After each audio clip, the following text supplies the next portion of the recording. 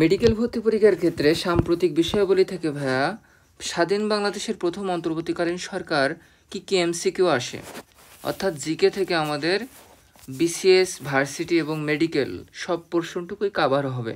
দেখো, আমরা ইতিহাসে সবাই সাক্ষী, 5ই আগস্ট 2024 সালে শেখ হাসিনা ভারতে চলে যান পালিয়ে। তারপরে ওই দিনই সেনাবাহিনীর প্রধান ওয়াকারুজ্জামান 5 আগস্ট 2024 সালে সরকার গঠনের জন্য ঘোষণা দেয়। আর শাহাবুদ্দিন ওই পরের দিনই সংসদ বিলুপ্ত করে দেয়। আর অন্তর্বর্তীকালীন সরকার শপথ গ্রহণ করে তার 2 দিন পরে। এই 2 দিন লেট হওয়ার কারণে কিন্তু আমরা অনেক চিন্তিত ছিলাম, তাই না? আশা করি জিকে এইটুকুই পড়লে তোমার কাভার হয়ে যাবে। সরকার গঠন নিয়ে প্রধান উপদেষ্টার নেতৃত্বে কয়জন ছিল? 20 জন ছিল। এখন এখান থেকে একটা এমসিকিউ আসতে পারে, 20 জনের ভিতরে কয়জন নারী ছিল আর কয়জন পুরুষ ছিল? নারী ছিল হচ্ছে 4 জন, যে 4 জন তুমি এখানে দেখতে পাচ্ছ, 1 2 3 4, আর যে বাকি 16 জন এগুলো ছিল পুরুষ। তাহলে এই নামগুলো এক টানে দেখে ফেললা। প্রধান উপদেষ্টা কে ছিল? ডক্টর মোহাম্মদ ইউনূস। তরুণদের ভিতরে কে ছিল? নাহিদ ইসলাম আর আসিফ মাহমুদ। আর এর ভিতরে বাকিগুলো না মনে রাখলেও চলবে। প্রধান উপদেষ্টার সহকারী হিসেবে কারা কারা ছিল একটু মনে রাখবা। দেখো, প্রথম ছিল আব্দুল হাফিজ, তারপরে ছিল মাহফুজ, তারপরে ছিল দেখো লুৎফে। তাহলে এর ভিতরে কোনটা ইম্পর্টেন্ট ভাইয়া? প্রধান উপদেষ্টার যে সহকারী, তাদের ভিতরে দেখো বৈষম্য বিরোধী ছাত্র আন্দোলনে একজন ছিল, যাকে বলা হয় এই আন্দোলনের মাস্টার মাইন্ড। এটা পরীক্ষা আসতে পারে। হ্যাঁ, মাস্টার মাইন্ড কে? মাহফুজ আলম। হ্যাঁ, এটা কিন্তু খুবই গুরুত্বপূর্ণ একটা জিনিস। হ্যাঁ, এখন দেখো 10টা সংস্কার খাত কমিটি গঠন করে। এর ভিতরে কারা কারা এই 10টা খাতের নেতৃত্ব দান করে? এটার জন্য একটা শর্টকাটও আছে, দেখবা কত সুন্দর। দেখো, আমরা হিরো আলমকে চিনি না?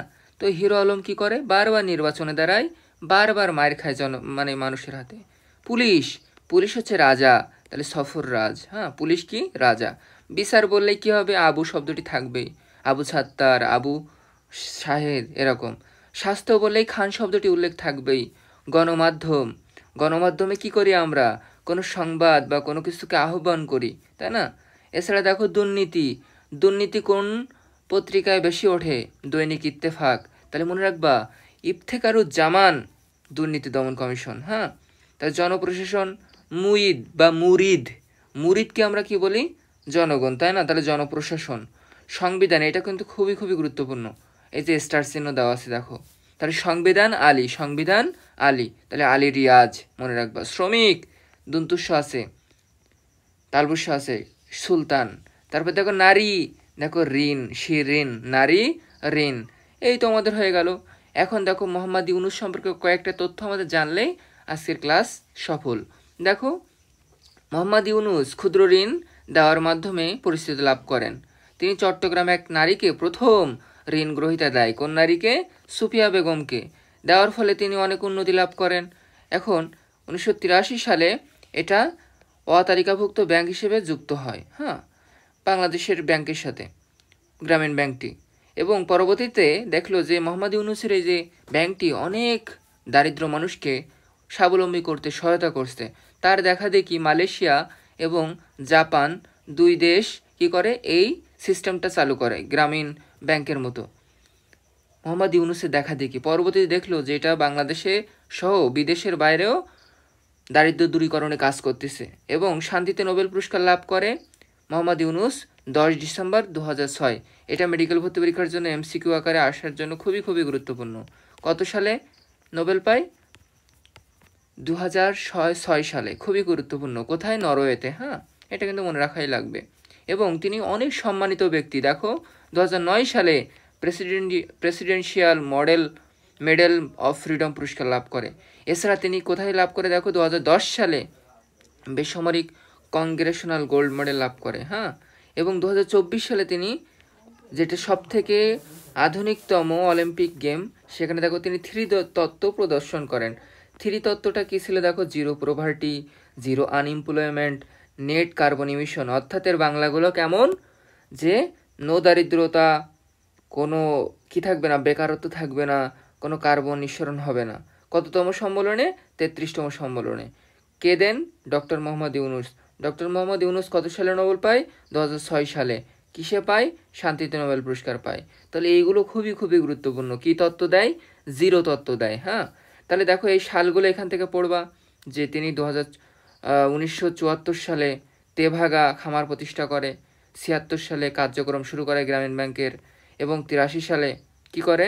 গ্রামীণ ব্যাংক প্রতিষ্ঠিত হয়। তাহলে 83 সালটাও আমি এক্সট্রা চিহ্ন দিয়ে দিলাম। এখন 83 সালে তিনি ব্যাংক প্রতিষ্ঠা করেন, এবং তিনি যে বর্তমানে প্রধান হিসেবে উপদেষ্টা হিসেবে কাজ করতেছে, এর আগেও কিন্তু তিনি তত্ত্বাবধায়ক সরকারের উপদেষ্টা ছিলেন। কত সালের সেটা? 1996 সালে তিনি তো এই দায়িত্ব পালন করার অভিজ্ঞতা আছে। তিনি কি কি বিষয়ে দায়িত্ব পালন করেছিলেন? ওই যে একবার তোমার 90-এর পরবর্তী আন্দোলনগুলোর মাধ্যমে তত্ত্বাবধায়ক সরকার গঠিত হয়, তারপরে ওই সরকারের উপদেষ্টা হিসেবে তিনি কাজ করেন। কি কি দেখো? মন্ত্রণালয়, বন, হ্যাঁ, পরিবেশ, প্রাথমিক শিক্ষা, এগুলা। আর 2010 সালে প্রথম মুসলিম বাংলাদেশি হিসেবে দেখো বেসামরিক পুরস্কার লাভ করে। এটাও খুবই খুবই গুরুত্বপূর্ণ। তাহলে এবং 2024 সালে গুরুত্বপূর্ণ, কারণ তিনি এই সালে প্রধান উপদেষ্টা শপথ হিসেবে পালন করে। এখন আমাদের ক্লাস এখানেই শেষ।